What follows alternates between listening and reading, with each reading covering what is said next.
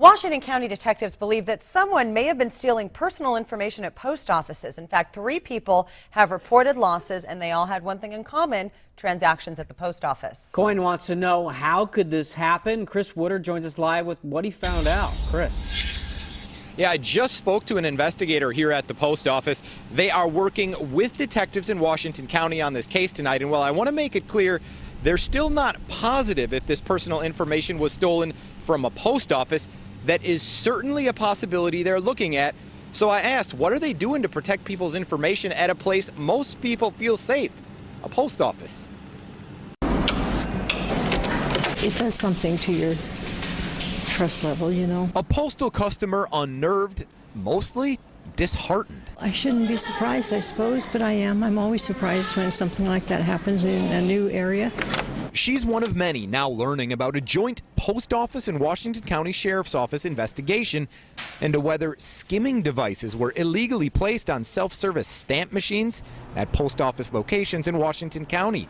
Someone stealing customer information, leading to big financial losses. Someone might say, this is federal property. How is something like this even a possibility at a postal location? Well, and again, that's why we get involved, because it is on postal property, and we are federal agents like FBI, Secret Service, and the other federal agencies. And access wouldn't be difficult. These machines are available after hours inside unlocked lobbies. 3 customers who all use self-service postage machines in Washington County over the last 5 days have reported large fraudulent withdrawals on their ATM cards. Well, it seems very suspicious, obviously, and I think it's probably more than a coincidence, although we don't have any evidence to tie them together. In fact, just this afternoon, I learned Postal Service investigators have found another non-post office location.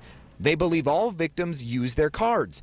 But while investigators work to determine where this information was stolen, I went right to the Postal Service to ask what they're doing to protect customers. Right now, there's a national policy that's been in place for quite a few months where every one of these APCs are monitored daily and scanned by postal employees at that facility to make sure there's nothing suspicious attached to these machines.